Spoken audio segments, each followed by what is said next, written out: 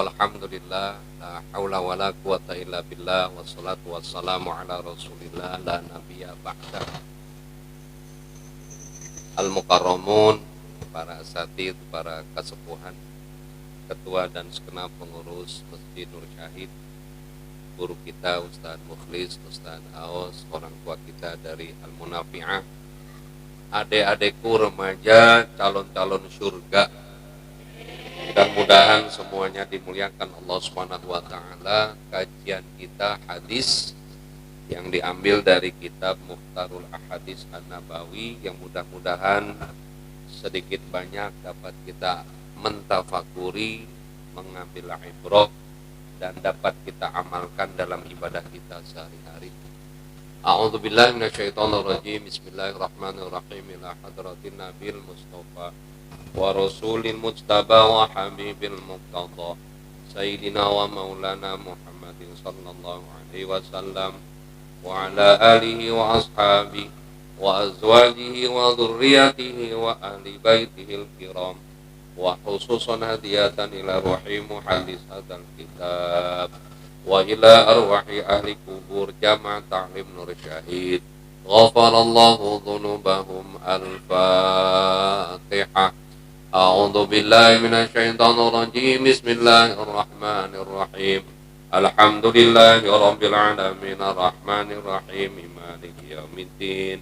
Iyyaka na'budu wa iyyaka nasta'in. Ihdinas siratal mustaqim. Siratal ladzina an'amta 'alaihim ghairil maghdubi 'alaihim waladdallin.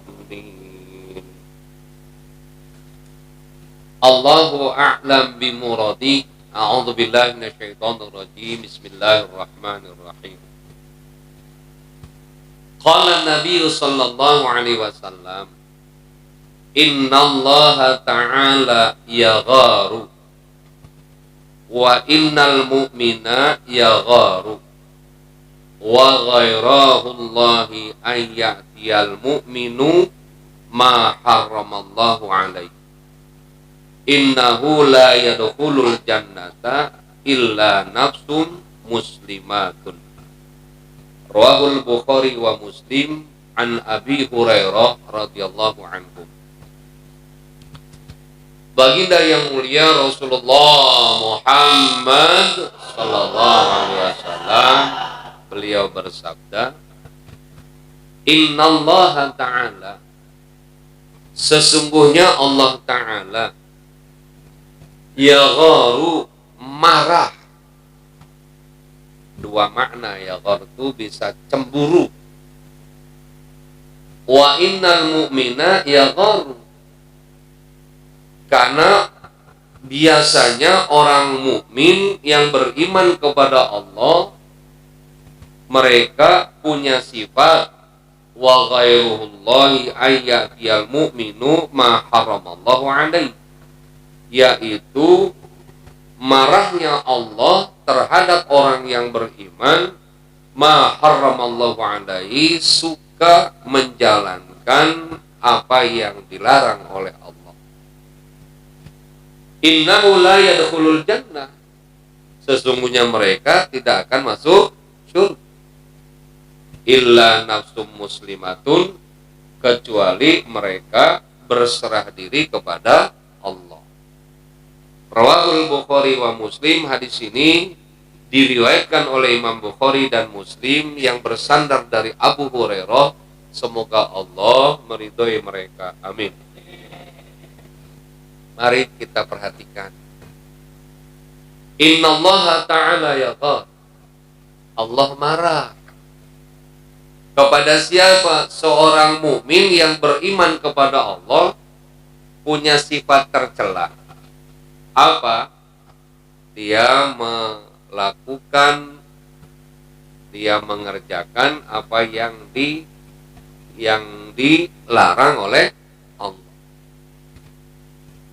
Persis kalau nanti Ustadz Mukhlis punya uang lebih, ya boleh nanti remaja Masjid Nur Syahid kirim surat ke KPK akan kunjungan dengan orang-orang yang sedang disel di KPK. Boleh. Nanti tunggu jawaban. Sampai ke sana, tanya berapa orang yang udah haji di sana, yang di balik jeruji besi. Kalau sudah bicara haji, berarti mereka beriman kepada Allah. Tanya.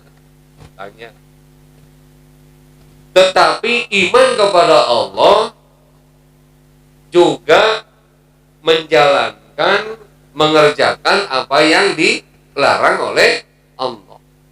Masya Allah. Jadi kalau kita baca statementnya Allah ya, inna sholata tanha anil fahsya'i wal munkar, sesungguhnya sholat mencegah perbuatan keji dan perbuatan mungkar. Pertanyaannya, mereka sholat enggak?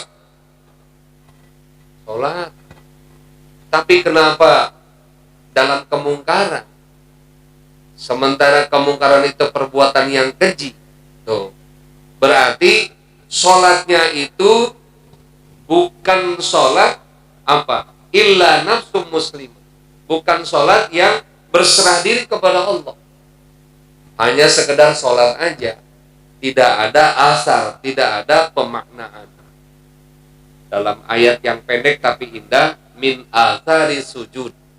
Daripada aplikasi realisasi dari sujud kepada Allah. Menghambakan, berserah diri kepada Allah, berjanji tidak akan melaksanakan apa yang dilarang oleh Allah, berjanji akan selalu berusaha menjalankan yang diperintah oleh Allah. Itu athari sujud. Jadi jangan salah makna nanti. Athari sujud, bekas sujud. Maka sujudnya digeser-geser ke karpet. Karpetnya kasar. Akhirnya jidatnya kayak balak 6. Atau balak 6. Nggak tahu loh ya. Ada nggak yang jidatnya hitam gitu? Ada nggak tuh? Itu memaknakan yang keliru. Athari sujud, bekas sujud, disangganya di sini harus ada ciri. Subhanallah. Biasa aja. Kita lihat beberapa foto Syekh Abdul Qadir Jailani ya, yang sholat sunnahnya semalam 1000 rakaat. Jidatnya biasa aja tuh. Biasa aja. Tapi kalau ada yang petang-peteng gitu, celananya cingkrang gitu ya. Masya Allah. Itu diapain tuh jidatnya ya? Apain jidatnya? Saya ingat dulu dongeng ketika zaman porokas ya, zaman main togel Ustaz Rosid. Banyak yang jidatnya hitam. Dia tanya, hari ini berapa keluar? 73. Aduh, gua masang 64 gitu. Jadi dipukuli jidatnya. Pantas hitam dulu. Oke, kita kembali. Jadi kata Allah, wa ghairatullahi ayyatiyal mu'minu ma haramallahu alaihi. Terkadang orang mukmin itu mendatangkan sesuatu yang dilarang oleh Allah. Haji, Masya Allah, tapi masih ngadu ayam. Ada nggak tuh? Haji, umroh, tapi kalau nongkrong masih banting kartu. Ada nggak? Allahu Akbar. Jangan-jangan tuh yang ngomong banyak kayaknya tuh. Allahu Akbar. Itu maksudnya. Jadi ayat yang mu'minu ma haramallahu alaihi. Iman ya kepada Allah, sholat rajin ngaji iya, tapi judinya, mainnya, maboknya masih juga. Masih terus. Tadi itu ya. Masya Allah. Ada tuh. Maka sering disampaikan oleh para penceramah-penceramah ya. Mereka bilang, udkhulu fi silmi kafah. Masuklah kalian ke dalam Islam kafah, keseluruhan, kesungguhan. Maksudnya apa? Jangan diiringi lagi dengan keburukan. Artinya kalau kita sudah yakin ibadah kepada Allah, sudah kita dawam istiqomah. Jangan sampai juga mengerjakan sesuatu yang ma haramallah, apa yang dilarang oleh Allah. Tuh. Ini mah ya mungkin saya kali kesinggung nih sama hadis ini. Saya kan anggota STMJ, sholat terus maksiat jalan. Diakui, kenapa? Susah di Jakarta. Ya kita fair-fairan aja lah. Saya Minggu pagi pulang kuliah subuh, Sabtu pagi, dan Selasa pagi, terus Rabu pagi, dan suka ngelewat JB.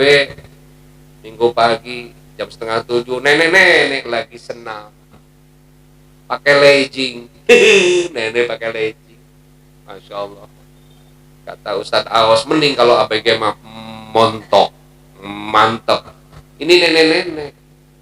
Nah terus yang ngajarinnya itu kan di panggungnya lebih atas. Udah jongkok ini, kalian sama anggota senam bapak-bapak kan. Akhirnya nggak konsen gitu. Masya Allah. Saya aja bawa mobil, kalau merem, acak-acakan kemana-mana itu pasti. Kalau nggak merem, ngelihat begituan. Makanya saya termasuk anggota STMJ, sholat terus masih ya jalan. Kalau mau sesungguhnya kita pindah aja ke lereng Gunung Karang, ke sana sendirian kita sholat ngaji sendirian di sana. Paling kiri kanan kan pohon lagi. Kalau di Jakarta beli peci aja kan kayak keramaian ke mall kan itu ya, itu beli peci. Ngukur baju koko kan kayaknya juga kan gitu ya. Sedangkan petugasnya, pelayannya, aduh. Mari kita bayangkan. Selesai. Betul? Tuh. Tapi kan insya Allah tidak termasuk yang ditentukan oleh Rasulullah di sini. Alladzi ayyatiyal mu'minu ma haramallahu alaihi. Jadi Allah sangat marah kepada orang yang beriman yang mendatangkan sesuatu yang dilarang oleh Allah. Innahu la yadkhulul jannah, Masya Allah, sesungguhnya dia tidak akan pernah masuk surga. Bukan main. Illa nafsu muslimatun, kecuali dia mau berserah diri kepada Allah. Disalama yusallimu, berserah diri kepada Allah. Selamat dia. Ya nanti kalau akhirnya harus berserah diri kita kepada Allah. Mudah-mudahan aja hadis tadi sedikit banyak dapat kita amalkan. Sebab jangan sampai mengundang marahnya Allah. Sebab manusia banyak mengundang murka Allah. Ya seperti inilah kejadian alam. Mungkin kita nggak sadar karena banyak manusia yang mengundang murkanya Allah. Dia sholat, dia haji tapi maling duit, koruptor, Masya Allah. Saya tadi baru kaget-kaget ada yang meninggal positif COVID-19 di daerah mana saya nggak tahu, dikasih videonya tadi viral ya. Kemudian keluarganya nggak puas, kuburannya dibongkar, petinya dibuka, ternyata mayatnya dalamnya hilang, jantung semua isinya hilang, jadi bolong semuanya, dan belum dimandikan, masih pakai baju ya yang itu juga rumah sakit. Nah keluarganya itu sampai sekarang mau menuntut nanti ke rumah sakit itu, subhanallah. Nah inilah kejadian yang luar biasa. Kita enggak suudzon, tapi kenyataannya seperti itu. Itu kalau seperti itu, seperti apa nanti hukumannya ya, subhanallah. Nah, la yadkhulul jannah illa nafsum muslimah, kecuali kita berserah diri kepada Allah. Ya sudah, kita berserah diri kepada Allah dengan tetap ikhtiar dan usaha. Tetap kita percaya bahwa penyakit datangnya dari Allah. Sekarang lagi musim wabah yang menular, kita percaya itu. Jangan sampai kita nafsu. Ada orang yang bilang, mana corona gua makan, begitu. Nggak boleh. Mana corona gua pepes, begitu. Emangnya ikan mujair apa? Ya. Tetap kita harus ikhtiar, harus usaha, tapi yakini kepada Allah. Pagi bangun tidur kita baca doa. Apa doanya? Bismillahirrahmanirrahim. La yadurru masmi syai'un fil ardi wala fis samai wa huwa sami'un alim. Sebelum tidur kita baca lagi 3 kali. Yakin nggak sama Allah? Yakin nggak? Harus punya keyakinan. Dengan ikhtiar, dengan usaha. Terutama perbanyak gizi vitamin. Tiap malam Kamis mesti harus makan buah jeruk kita. Terus melon, semangka. Tiap malam Kamis, gitu ya, minimal lah tiap malam Kamis. Paham ya? Yang kedua, qala Nabi sallallahu alaihi wasallam, innallaha ta'ala la yu'ayyidu hadadain birrajulil fajir. Rawahul Bukhari wa Muslim an Abi Hurairah radhiyallahu anhum. Baginda yang mulia Rasulullah Muhammad sallallahu alaihi wasallam, beliau bersabda, innallaha ta'ala, sesungguhnya Allah Ta'ala, la yu'ayyidu hadadin, tidak akan mengokohkan, mempondasi agama Islam, birojulil fajir, apabila dipegang oleh laki-laki yang durhaka kepada Allah. Rawahul Bukhari, hadis ini diriwayatkan oleh Imam Bukhari, wa Muslim dan Imam Muslim, an Abi Hurairah, bersandar dari Abu Hurairah, semoga Allah ridho pada mereka. Amin. Ustaz Rosid, kitabnya mana? Lupa.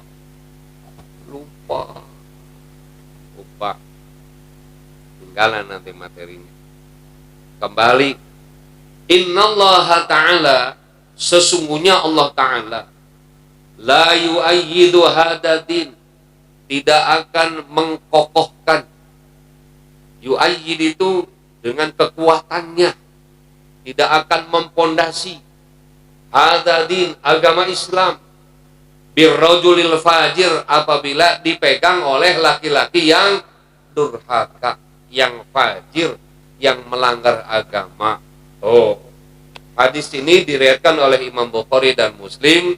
Kemana tadi sandarannya? Ke sahabat Rasul Abu Hurairah. Semoga jamaah Nur Syahid jumpa kita dengan Imam Bukhari, jumpa dengan Imam Muslim, jumpa dengan Abu Hurairah di kelak di akhirat nanti, insya Allah.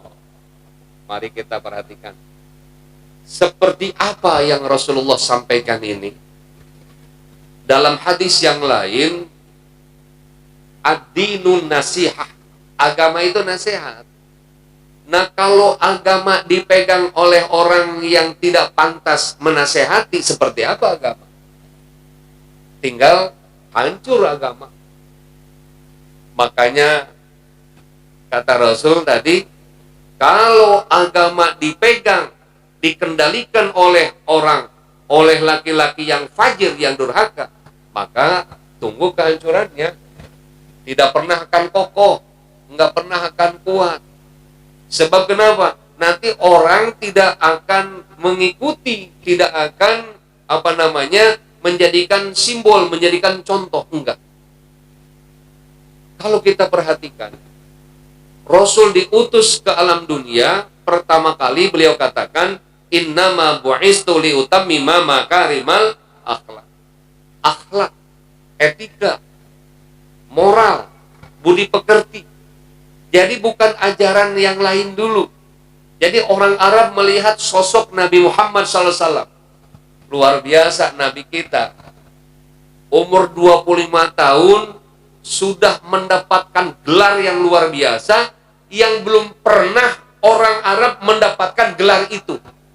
Apa namanya gelarnya? Al-Amin. Orang terpercaya. Luar biasa. Itu gelar Al-Amin sampai seluruh jazirah Arab, min aqtaril a'rab, dari seluruh penjuru bangsa Arab, mereka kagum. Di Mekah ada seorang pemuda yang berakhlak mulia dan bahkan derajatnya Al-Amin, orang yang terpercaya, orang yang beretika mulia, bermoral. Itu Nabi kita. Ketika beliau jadi Nabi, sedikit-sedikit orang masuk Islam. Kenapa? Karena tadi akhlaknya, etikanya, moralnya. Nah, kalau umpama ada ustadz mubalig lagi, kira-kira rambutnya gondrong sampai ke bahu, sampai ke pantat begini. Kata preman, masa ustadz begitu?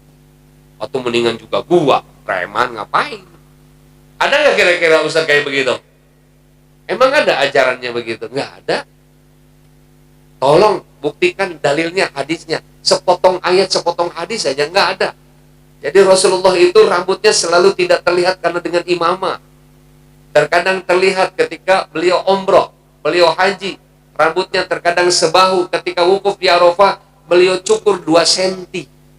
Tidak dikerok botak begitu, enggak. Jadi 2 senti atas, belakang 2 senti semua.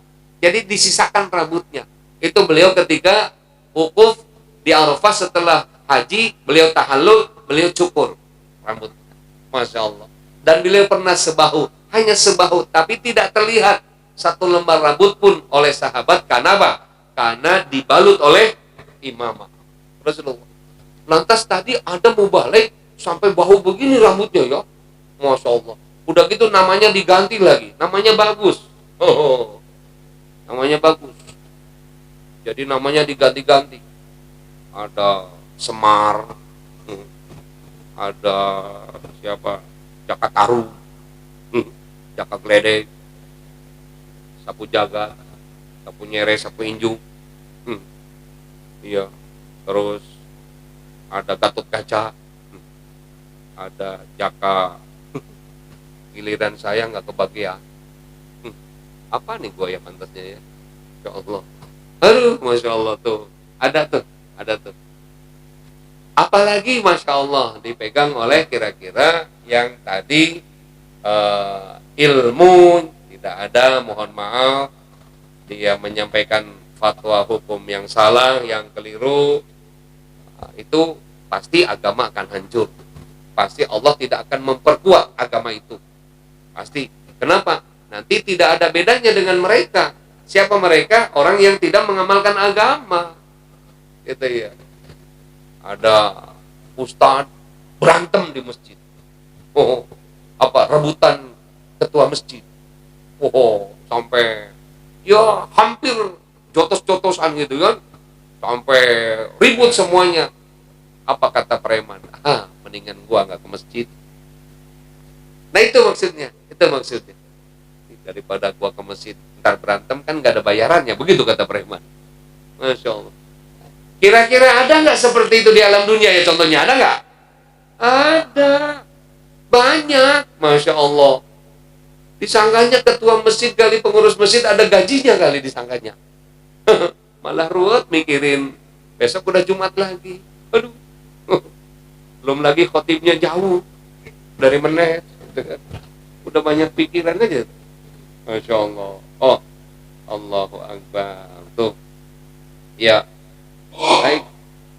Kembali. Innallaha ta'ala la yu'ayyidu hadha din birajulil fajir. Sesungguhnya Allah Ta'ala tidak akan memperkuat, memperkokoh, mempondasi agama Islam jika agama itu dipegang oleh laki-laki yang durhaka kepada Allah. Sebab tadi sih ukurannya. Dari dulu saya sampaikan di sini, emang enak jadi ustadz? Nggak enak. Pasti semuanya ada CCTV-nya, dipantau pasti. Kenapa? Karena berkaitan dengan umat, harus kehati-hatian.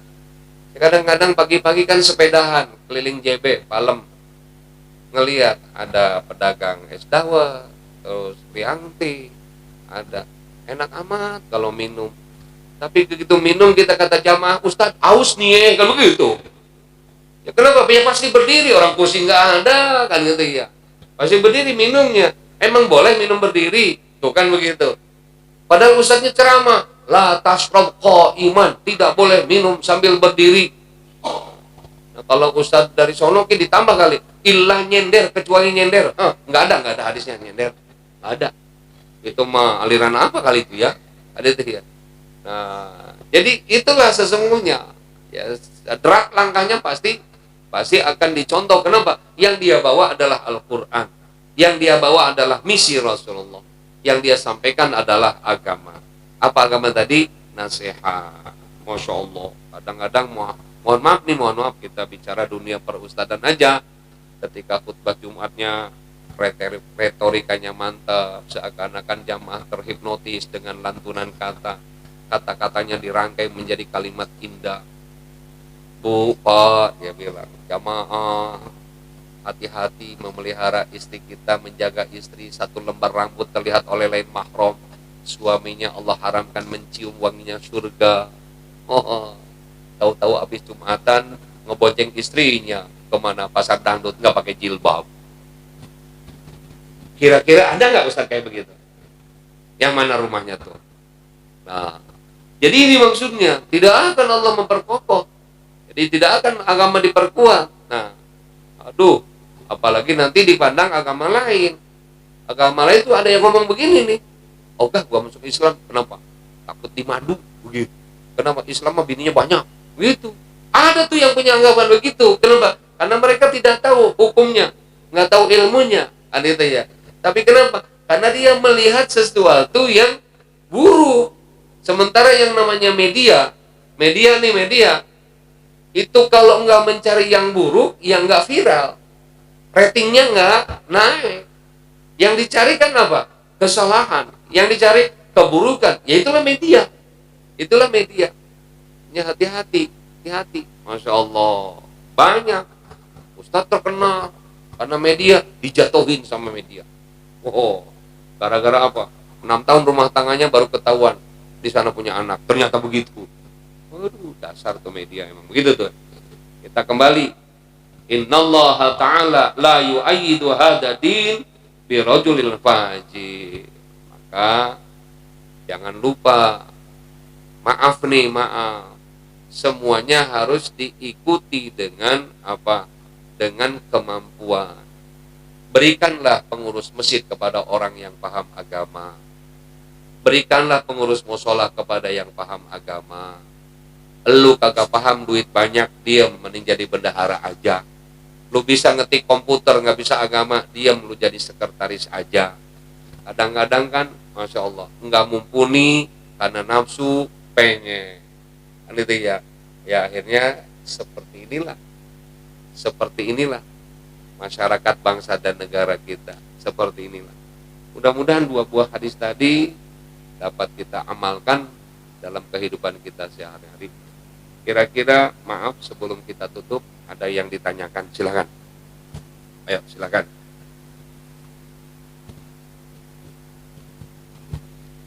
Ayo.